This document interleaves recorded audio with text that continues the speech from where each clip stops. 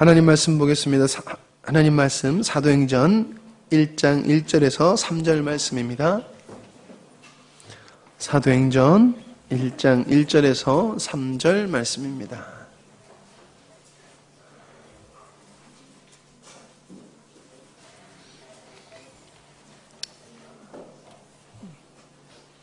사도행전 1장 1절에서 3절 말씀입니다.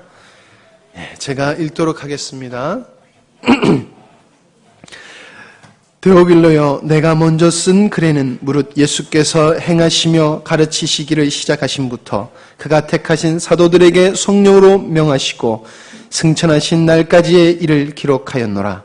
그가 고난받으신 후에 또한 그들에게 확실한 많은 증거로 친히 살아계심을 나타내사 40일 동안 그들에게 보이시며 하나님 나라의 일을 말씀하시니라. 아멘. 말씀의 제목은 믿음으로 서게 하시는 주님입니다. 한번 같이 하실까요? 믿음으로 서게 하시는 주님. 지난 주간이 고난 주간이었고 또 부활 주일이었습니다. 은혜로운 예배 드리게 하시고 또 좋은 연합 예배를 드리게 하셔서 참 감사했습니다. 예수님께서 부활하신 후에 40일 동안에 이 땅에 계셨댔습니다. 40일 동안을 이 땅에 계시면서 승천하시기 전까지 40일 동안 계시면서 오늘 여기 말씀해 보니까는 고난받으신 예수님이 이 땅에서 행하신 것과 하나님의 나라에 대해서 이렇게 예수님이 증거하시다가 승천하셨다, 그렇게 기록되어 있음을 보게 됩니다. 오늘 말씀해 보면은 데오빌로가 이 사도행전을 받는 수신자입니다. 이 말씀을 기록한 사람은 의사인 누가입니다. 이 두 사람은 다 이방인입니다. 데오빌로라고 하는 사람은 그 직책이 어떤 직책이었는지 모르지만 상당한 고위직에 있었던 사람인 것으로 우리가 알 수가 있습니다. 왜냐하면 각하라고 하는 말이 기록되어 있기 때문에 그렇습니다. 이 사도행전과 그 누가복음은 의사인 누가가 다 기록한 것이거든요. 서두에 그 동일한 말씀이 기록되어 있어요. 누가복음 1장에 보면은 우리 중에 이루어진 사실에 대하여, 그러니까 예수님과 제자들과의 관계 속에서 있었던 일을 얘기하는 거지요. 우리 중에 이루어진 사실에 대하여 처음부터 목격자와 말씀에 일꾼된 자들이 전하여 준 그대로 내력을 젖을 하려고 붓을 든 사람이 많은지라.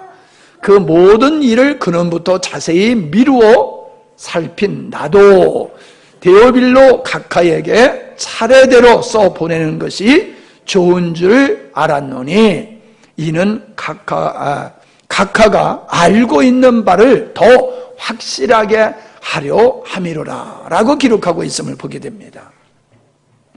예수님께서 행하신 일을 기록한 사람이 많다는 거예요. 붓을 든 사람이 많다는 거죠. 그래서 이 누가는 의사이기 때문에 감정적이기보다는 논리적이고 사실적인 것을 더 이렇게 잘 할 수 있는 사람이지요. 그래서 그냥 그냥 소문을 듣는 정도가 아니라 모든 일을 근원부터 자세히 미루어 살폈다는 거예요.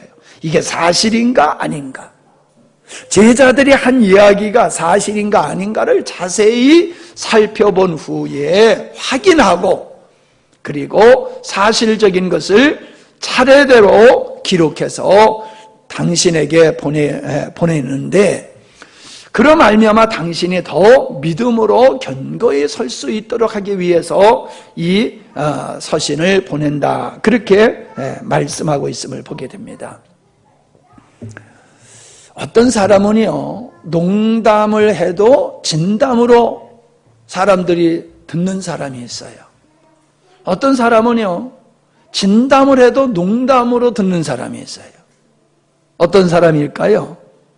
진실한 사람, 성실한 사람, 인격적인 사람은 농담을 해도요, 그걸 진심으로 다 진담으로 듣는다는 거예요. 근데 좀 가벼운 사람은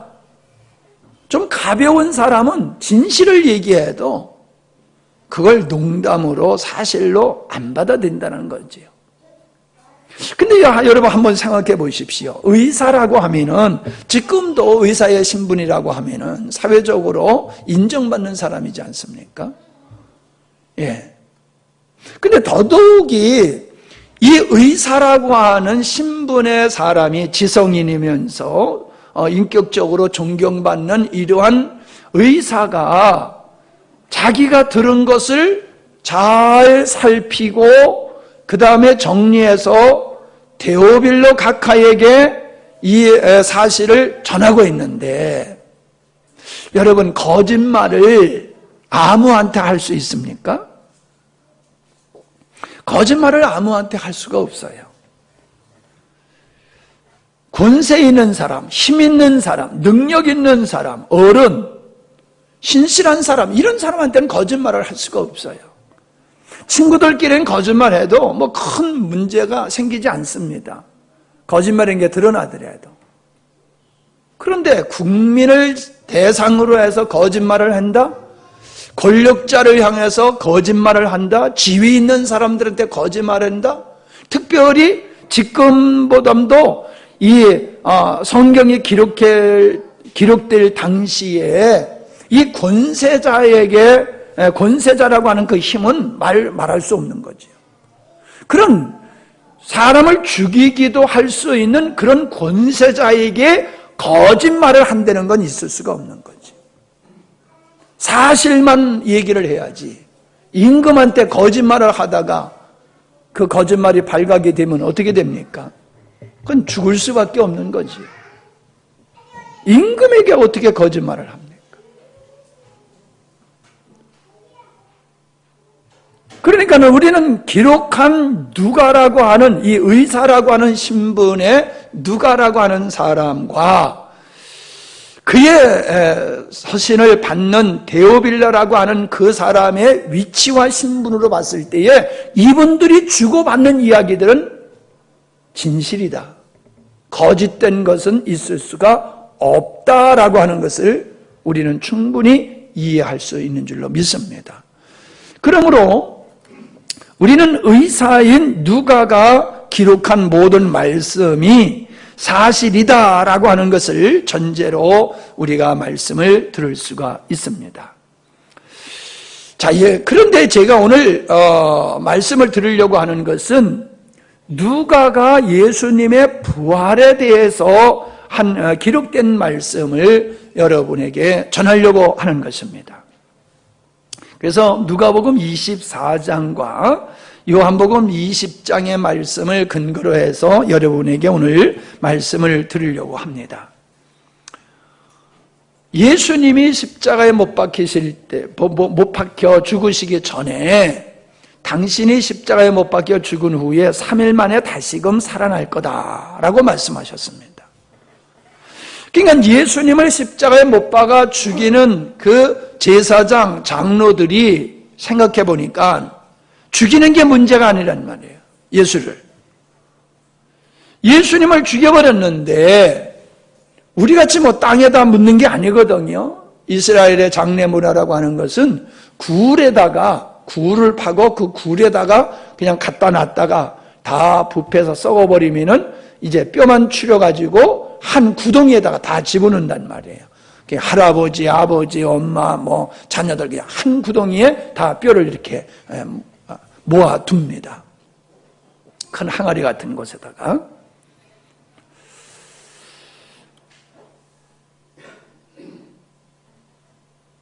누가가 예수님의 부활에 대해서 지금 이야기를 하고 있는데 예수님께서 누구에게 제일 먼저 보여주셨느냐라고 하는 거예요. 예수님은 막달라 마리아라고 하는 여인에게 부활하신 당신의 몸을 제일 먼저 보여주셨음을 우리는 볼 수가 있습니다.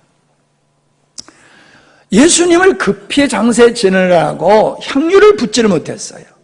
장례법에는 그 시신에다가 향유를 부어가지고 냄새, 부패하는 냄새를 이렇게 희석시키는 그런 장례 문화가 있거든요. 근데 급히 안식일 되기 전에 장례를 치러야 되느라고 그런 일을 하지 못해서 안식 후 첫날에 이제 막달라 마리아와 다른 여인들이 무덤에 가서 예수님의 시신에다가 향유를 불려 갔어요. 갔더니 돌문이 열려 있는 거예요. 돌로 막아놓고 예수님이 부활하신다고 하니까는 예수님의 시신을 제자들이 도둑질하다가 다른 데다가 감춰놓고 예수 부활했다라고 거짓말을 할 것 같아서 예수를 죽인 장로들과 제사장들이 돌로 그 무덤문을 잠그고 임봉해서 누구도 그 문을 열지 못하도록 할 뿐만 아니라 군사들을 시켜서 그 무덤을 지키게 했다는 거지요. 그래서 이 막달라 마리아와 다른 여인들이 예수님의 무덤의 문을 어떻게 열까? 어떻게 보면 불가능한 거란 말이에요. 근심하며 걱정하며 갔더니 글쎄 돌문이 열려지고 거기 지키고 있었던 군사들은 온데간데가 없는 거예요. 들여다보니까는 요한복음 20장 3절로 10절에 쭉 말씀이 기록되어 있는데 예수님의 수의가, 예수님을 쌌던 수의가 가지런히 정리되어 있더라라고 하는 겁니다. 그걸 보고 예수님이 부활하신 것, 수의는 있는데 시신은 예수님이 없어요. 흔한 말로 짐승이 어떻게 했다든가 누가 도둑질해 갔다든가 그러면 수의가 가지런히 정리되어 있을 수가 없잖아요. 도둑질해 가는 상황 속에서 그렇게 정리를 하고 갈 수가 없잖아요. 그러니까 이 정황으로 봤을 때에 예수님이 부활하셨다고 하는 것은 환경으로 봤을 때에 너무나 당연한 거지요. 그러나 이 마리아는 그 예수님의 무덤의 빈 무덤을 보고 예수님의 부활을 믿지를 못했습니다. 그리고 제자들이 달려가서 얘기했더니 베드로와 요한이 달려와서 무덤에 들어가서 그 광경을 자세히 보았다라고 성경은 기록되어 있습니다. 자, 여기서 무덤을 지키던 자들이 예수님이 부활하셨을 때의 정황을 너무나 잘 알고 있는 거예요. 지진이 일어나면서 돌문이 열려지게 되었고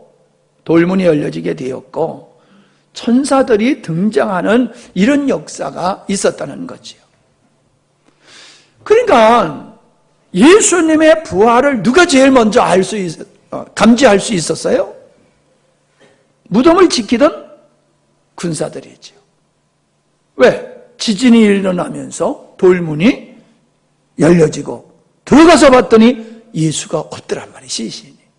그래서 달려가가지고 거기서 경비를 서게 한 장로들과 제사장들의 한테 가서 보고를 하는 거예요. 우리가 밤에 지키고 있는데 지진이 일어나면서 돌문이 열리고 들어가서 봤더니 예수가 없더라.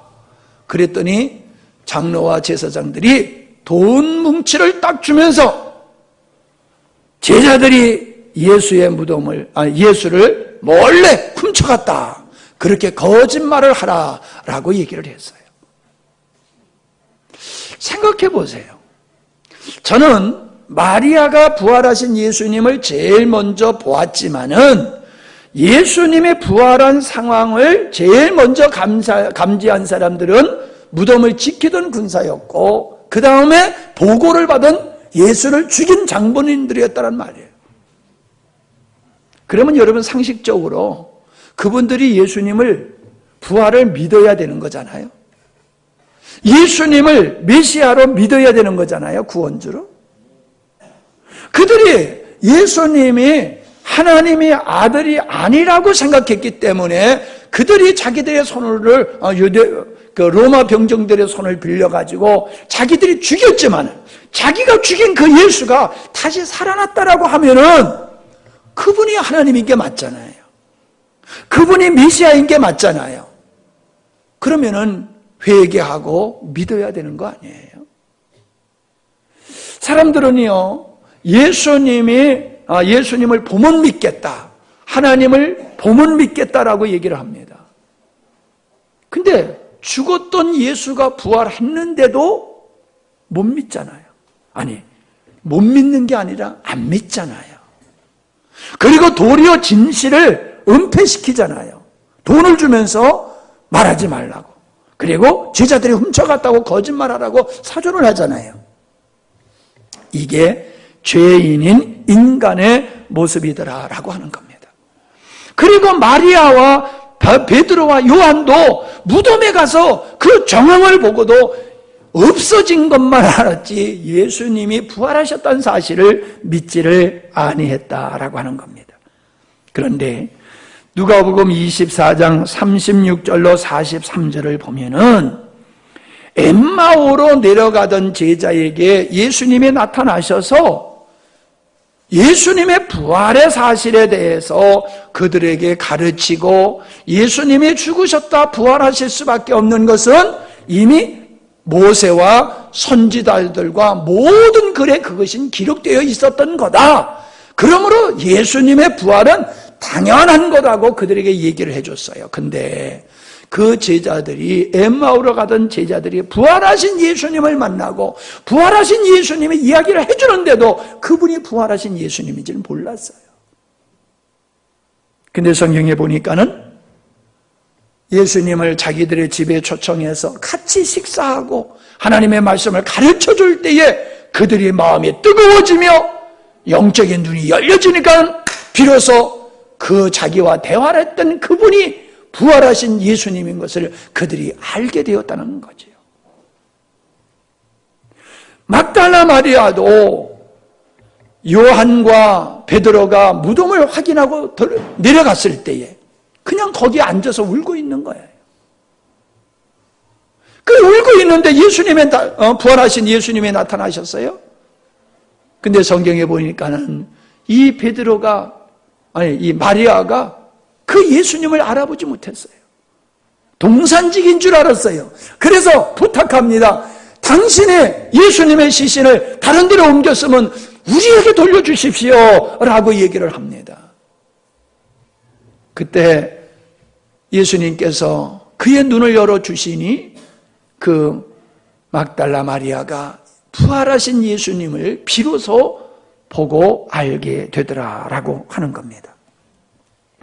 그래서 엠마오로 가던 이 제자, 그리고 예수님을 만났던 이 제자, 그리고 동산에서 동산주의인 줄만 알았더니 그분이 예수님이 부활하신 예수님인 것을 만나고 깨달은 마리아가 제자들이 모여 있는 곳에 가서 예수님의 부활에 대한 이야기를 얘기하는 거예요. 예수님이 부활하셨다고, 만났다고. 그런데 그들이 믿지 않았다는 거예요, 제자들이. 그게 36절로 43절이에요. 이 말을 할 때 예수께서 친히 그 가운데 서서 가라사대 너희에게 평강이 있을지어다 하시니 저희가 놀라고 무서워하여 그 보는 것을 영으로 생각하는지라. 예수님을 그냥 환상으로 보는 거예요. 환상으로. 부활하신 예수님으로 보는 게 아니라 영으로 생각하는지라. 예수께서 가라사대 어찌하여 두려워하며 어찌하여 마음에 의심이 일어나느냐. 내 손과 발을 보고 나인 줄 알라. 또 나를 만져보라. 영은 살과 뼈가 없으되 너희 보는 바와 같이 나는 있느니라. 이 말씀을 하시고 손과 발을 보이시나 저희가 너무 기쁨으로 오히려 믿지 못하고 기이 여길 때에 이르시되 여기 무슨 먹을 것이 있느냐 하시니 이에 구운 생선 한 토막을 들이내 받으사 그 앞에서 잡수시더라. 믿지 못하는 제자들에게 손과 발을 보여주셨어요. 못 박힌 손과 발을 보여주셨어요. 그래도 믿지를 못해. 그러니까 야, 먹을 거 있느냐? 그러니까 생선 하나를 주니까 그걸 제자들 앞에서 생선을 잡수셨단 말이에요. 그러니까 예수님은, 제자들은 지금 환상을 보고 있는 게 아니라 부활하신 예수님을 목도하고 있다는 것을 확인시켜 주시는 것이다, 이 말입니다. 왜 그들은 부활하신 예수님을 보고도 알아보지 못했으며 부활하신 예수님을 보고도 믿지를 못했느냐라고 하는 겁니다. 우리의 경험상 죽은 자가 살아나는 예가 없었기 때문에 그런 거예요. 인간이 죽었다가 살아난 예가 없어. 그렇기 때문에 예수님이 부활하셨어도 이렇게 믿어지질 않는 거예요. 믿어지질 않는 거예요. 죽었다 살아난 예가 없었으니까. 상식적으로, 경험적으로 도저히 있을 수 없는 일이니까는 부활하신 예수님을 보고도 못 알아봐. 3년 동안이나 동고동락을 했어. 마리아는 얼마나 예수님을 사랑했는지 그 시신까지라도 자기가 어떻게 하려고 하는, 무덤을 떠나지 못하는 그런 예수님을 향한 사랑과 그리움으로 가득 찬 그 여인인데도 예수님은 부활하신 예수님을 못 알아보더라, 이 말이에요. 엠마오로 가던 제자가 누구인지는 명확하게 모르지만은 그들도 예수님은 안단 말이에요. 근데 부활하신 예수님을 알아보지 못했어요. 이것은 오늘날도 저는 동일하다고 생각합니다. 오늘날도 많은 사람들은 예수님의 부활을 믿지를 못합니다. 왜? 경험적으로 그런 일이 없기 때문에. 상식적으로 그런 일이 없기 때문에, 이성적으로 볼 때에 이해할 수 없는 일이기 때문에 사람들은 믿지를 못합니다. 부활하신 예수님을 보고도 믿지를 못해요. 오늘도 부활하신 예수님이 놀랍게 역사를 하셔도 사람들은 말로만 예수님이 2000년 전에 부활했다고 얘기를 하지, 부활하신 예수님이 오늘 나와 함께 하심에 대한 믿음이 없어요. 그분을 사랑하고 신뢰하고 의지하고 그분에게 순종하는 믿음이 없어요. 왜요? 믿지 못하니까. 예수님이 부활하시고 부활하신 예수님이 오늘도 나와 함께 한다라고 하면은 왜 우리의 삶을 그분에게 맡기지 못합니까? 충분히 맡길 수 있잖아요. 오늘도 우리의 기도를 들으시는 분인 걸 알고 기도를 하면서 왜 염려 걱정하면서 우리의 삶을 그분에게 맡기지 못합니까? 예수님의 부활을 관념적으로 생각하고 있는 거예요. 사실로 여기기보다는. 그들은 예수님이 부활하셨다 할지라도 예수님이 죽기, 십자가에 못 박혀 죽기 전에 그 예수님을 생각하는 거예요. 그러나 부활하신 예수님은 차원이 달라요. 부활하신 예수님은 육체는 분명한 육체지만은 시공간의 제한을 받지 아니하시는 분이에요. 주시는 걸 잡수시기도 하셨고 손발의 옆구리에 창자국과 못자국을 그대로 지니기도 하셨지만은 예수님은 제자들이 있는 곳에 짠 나타나셨다가 엠마오로 가던 제자들과 얘기하시다 짠 없어지기도 하시고 짠 나타나시기도 하시고 바울이 기록한 것을 보면은 500여 형제에게 일시에 보여주셨다고 얘기하고 있어요. 일시에 흩어져 있는 사람들에게 일시에 예수님이 보여주셨다고. 부활하신 예수님. 그 예수님이 부활하신 예수님은 그 육체가 시공간의 제한을 받지 아니하시는 부활체다라고 하는 것을 우리에게 보여주고 있는 것입니다. 이처럼 제자들은 예수님의 부활을 믿고도 보고도 믿지 못하고 연약한 상태에 그대로 머물러 있었다는 사실입니다. 이런 그들에게 예수님은 그들에게 믿음을 주시기 위해서 역사하고 계심을 보게 되어집니다. 특별히 토마에게 예수님이 나타나셨지요. 첫 번째 제자들에게 나타나실 때 토마가 어디 갔는지 그 자리에 없었어요.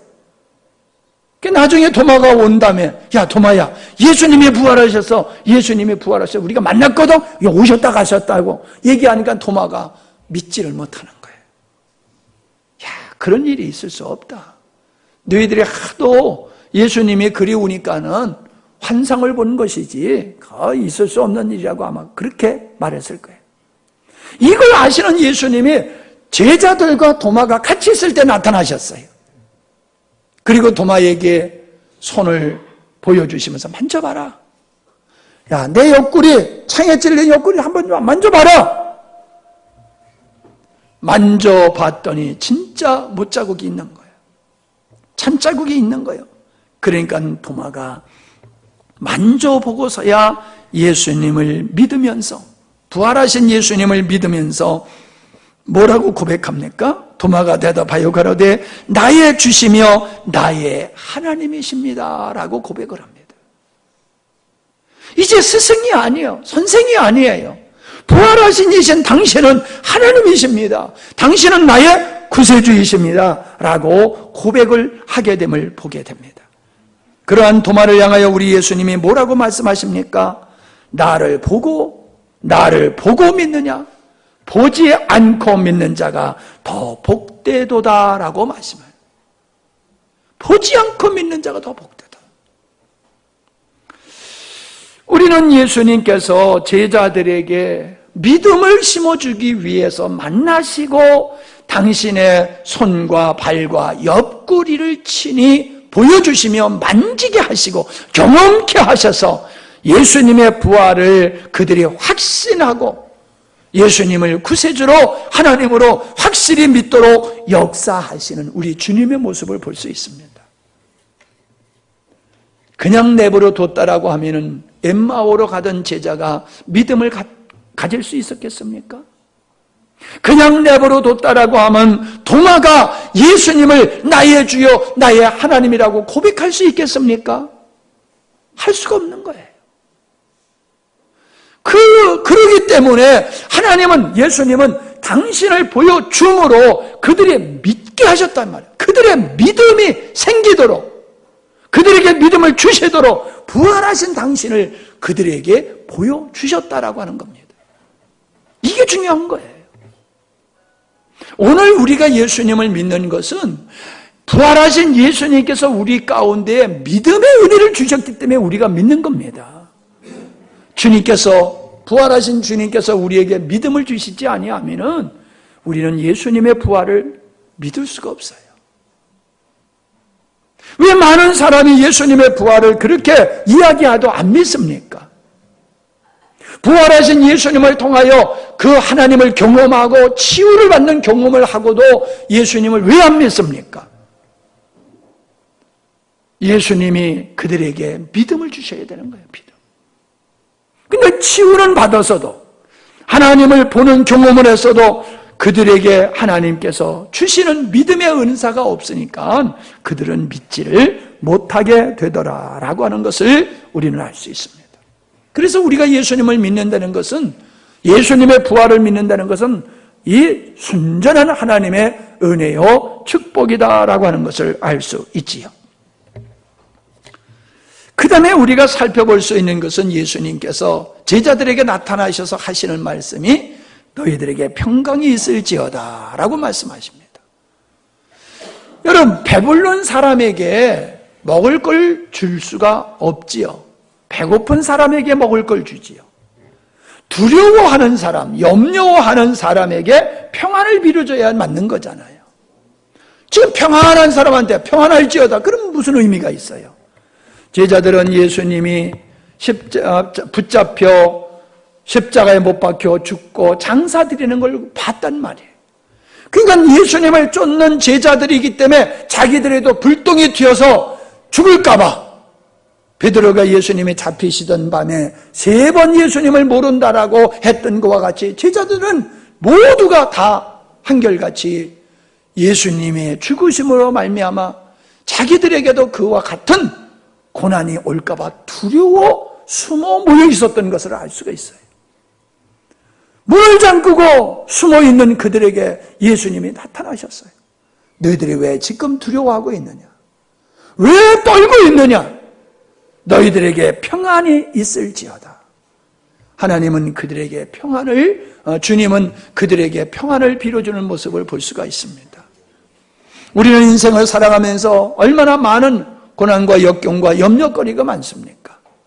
정말 인간에게 필요한 게 뭡니까? 평안입니다. 평안. 하나님의 나라에 대해서 말씀하셨다라고 그러는데 하나님의 나라의 특징이 뭡니까? 평안입니다. 하나님의 나라의 특징이 평안이에요. 예수님께서 제자들에게 오셔서 다른 걸 약속하지 않으셨어요. 다른 걸 축복하지 않으셨어요. 건강할지어다, 운수 대통할지어다, 형통할지어다, 출세할지어다, 그런 말씀하지 않으셨어요. 평안할지어다라고 말씀하셨어요.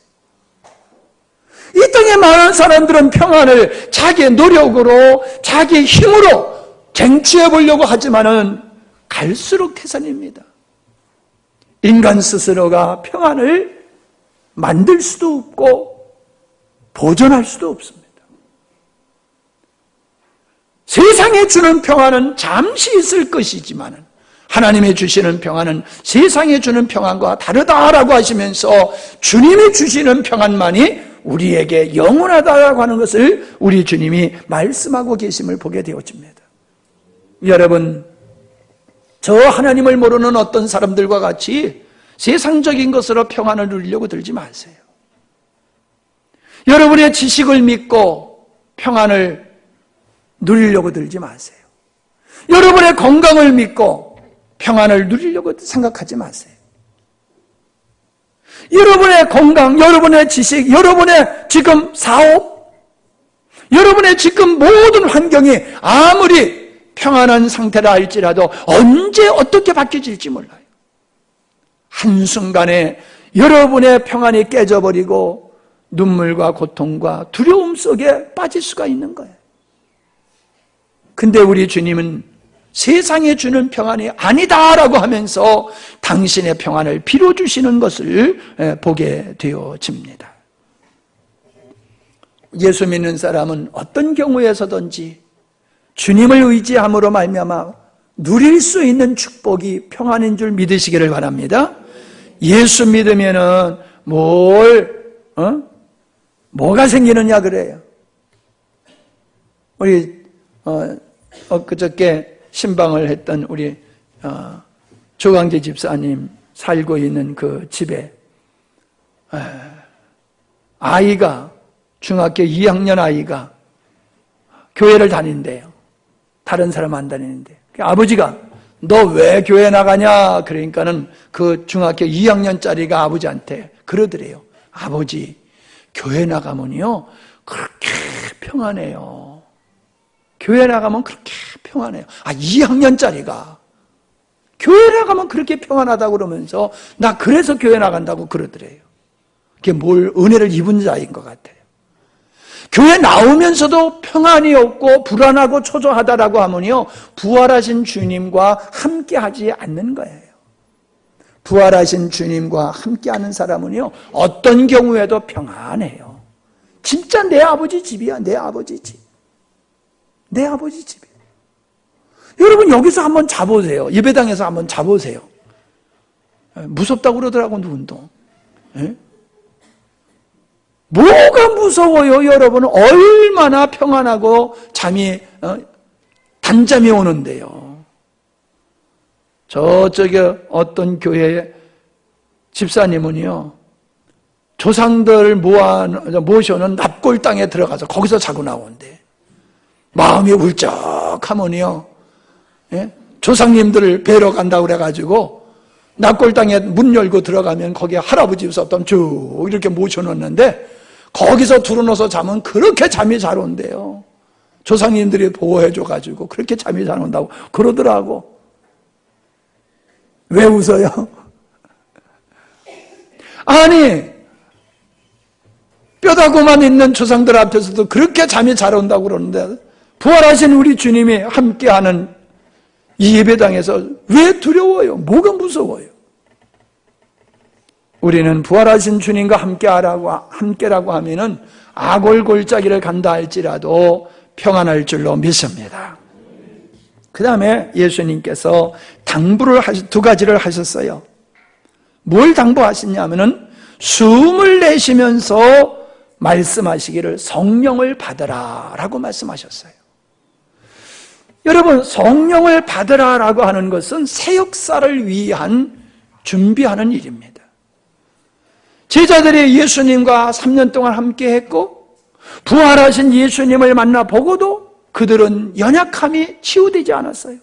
변화되지 않았어요. 여전히 불안하고 초조하고 두려움에 빠져 있고 나약한 모습으로 있는 그 제자들, 부활한 주님을 만나고도 너희들이 부활한 나를 만났다고 다 되는 게 아니다. 성령을 받아라. 성령, 삼위일체이신 성령을 받게 되어지면은 너희들이 강하고 담대하게 될 것이며 너희들이 땅끝까지 이르러서 나의 부활을 담대히 전할 수 있다. 할렐루야. 여러분, 믿음의 생활은요, 성령으로 되는 거예요. 체험으로 되는 게 아니에요. 사람들은 자꾸 체험이 하는데 체험신앙, 부활하신 예수님을 보고도 그렇게 흔들렸다니까요. 근데 예수님은 뭐라 했어요? 보지 않고 믿는 자, 보고 믿는 자보다 보지 않고 믿는 자가 더 복되도다 그랬는데 너희들은 나를 보고 겨우 믿지 않느냐? 그러나 성령을 받게 되어지면은 부활한 나를 보지 않아도 성령을 받게 되면 너희들은 너무나도 확실하게 나의 부활을 믿을 것이며 또한 전파하게 될 것이다. 할렐루야. 그래 성령을 받으라고 그러는 거예요. 오늘날 그리스도인들이 교회는 다녀도 예수님을 믿는다고 하더라도 성령 받으려고 들질 않아요. 지난 연합회 설교에 그 목사님이 크게 실수하신 게 있어요. 나는 대학교 총장이라는 분이 그런 실수를 하시는 걸 보고 내가 깜짝 놀랐어요. 어떤 실수를 하셨냐 하면은 죄가 있으면은 성령이 안 오시고 오셨던 성령도 죄를 지면은 성령이 떠나가신다고 그랬어요. 기억나세요? 이 목사나 듣나 보지. 그런 말씀을 하셨어요. 이건 성령론에 있어서 아주 기초가 잘못된 거예요. 성령은 한 번 우리에게 오신 성령은 절대로 떠나지 않으세요. 요한복음 14장에서 말씀하셨잖아요. 영원히 너희와 함께 할 것이다. 보혜사 성령이 오시면은. 다만 우리가 죄 가운데 있으면요, 성령께서 기뻐하시질 않으세요. 탄식하세요. 활동을 안 하세요. 그러니까는 떠나신 것 같이 느껴질 수는 있어도 그분이 우리에게 오신 그분은 절대로 떠나지시는 분이 아니라는 거예요. 자, 그래서 죄를 이기고 세상을 이기고 두려움을 이기고 평안을 유지하며 전도자로 살아갈 수 있는 능력은 어디서 생기느냐? 성령, 하나님의 영인 성령을 받을 때에 가능하다는 거예요. 그 성령 받기를 사모해야 되는데 이미 우리는 성령 다 받았어요. 왜? 예수 그리스도를 믿는다라고 하는 것은 성령께서 우리 안에서 역사하시기 때문에 그분이 우리 안에 들어와 계시기 때문에 이미 그분이 우리 안에 내주하여 계시기 때문에 예수님을 믿게 되는 거예요. 오순절 성령께서 오시기 전이니까는 성령 받으라라고 말씀하시는 거지요. 장차 오순절에 성령이 오실 거야. 그때 너희들은 성령을 받아야 돼. 제자들에게 그렇게 말씀하셨단 말이에요. 오늘 우리는 언젠지 모르게 예수님을 믿을 때에 성령이 우리에게 오셨단 말이에요. 성령 받은 거예요, 우리는. 근데 우리에게는 어떤 게 더 필요합니까? 성령 받은 우리에게 사도 바울이 뭐라고 얘기합니까? 성령 받으라 그렇게 말씀하지 아니하시고 성령 충만 받으라라고 얘기하시는 거예요. 성령을 받으라가 아니야. 이미 성령이 너희 안에 계셔. 너희 안에 계신 그 성령께서 충만하시도록 너희들이 사모하라는 거예요. 제자들은 성령 받기를 사모해야 됐지만 우리 성령 받은 우리들은 성령에 충만하기를 사모해야 될 줄로 믿습니다. 성령 충만하면은 고난을 이기게 돼요. 핍박을 이기게 돼요. 슬픔과 외로움과 두려움을 이기게 돼요. 불안과 초조를 이기게 돼요. 염려를 이기게 돼요. 그래서 우리는 성령 충만을 받아야 되는 존재들입니다.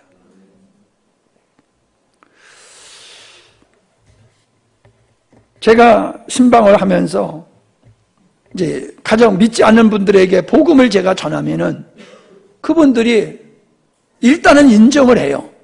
복음을 받아들이는지 안 받아들이는지 모르지만은 인정을 해요.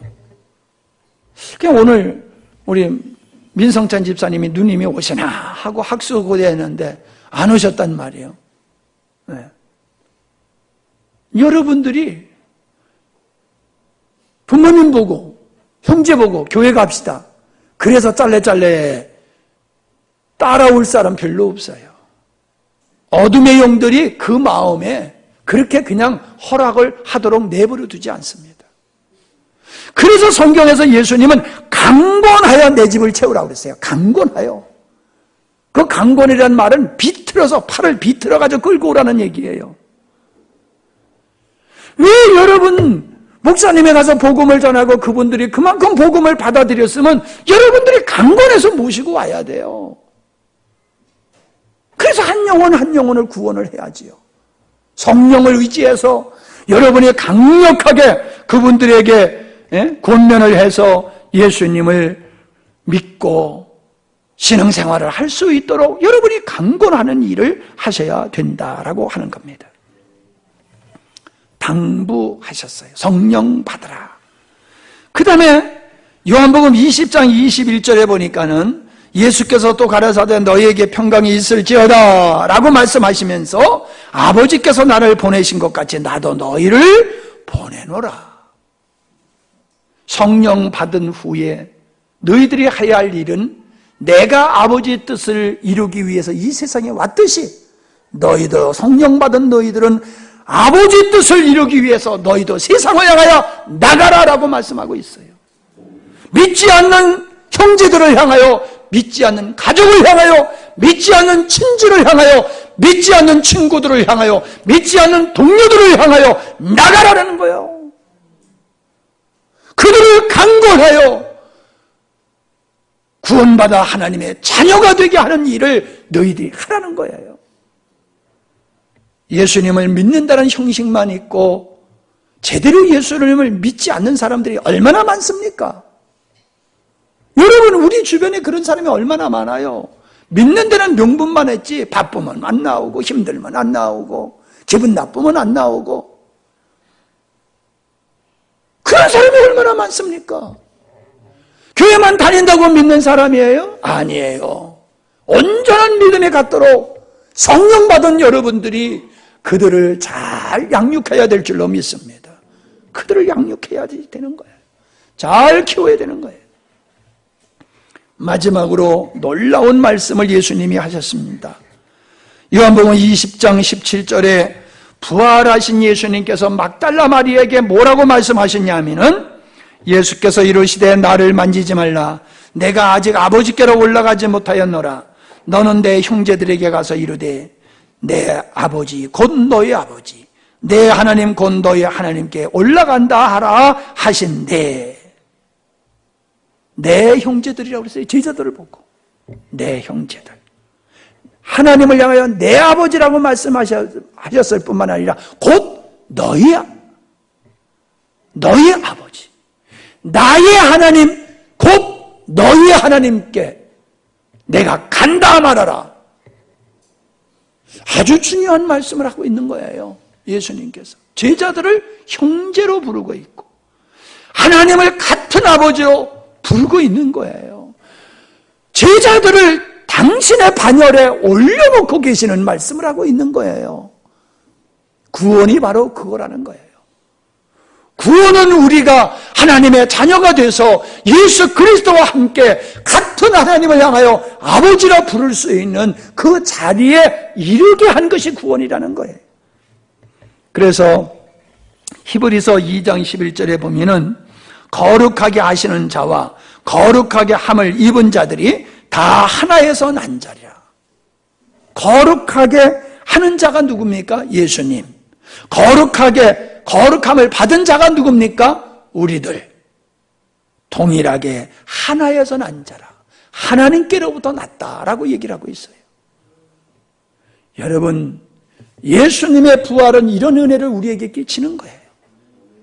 예수님의 부활로 말미암아 이제 옛사람은 끝나버리고 새 사람이 되어서 성령 충만하여 하나님의 백성으로 살 뿐만 아니라 하나님의 자녀야 되는 신분을 가지고 살게 될 뿐만 아니라 복음을 전하는 이러한 능력자들로 주님이 우리를 세우시는 줄로 믿으시기를 바랍니다. 예수님의 부활만 얘기하면 안 돼요. 예수님의 부활을 통하여 내가 하나님의 아들이 되었다. 예수님의 부활로 말미암아 나도 예수님과 동일한 형제가 되었다. 그 믿음을 여러분 가지시기를 바랍니다.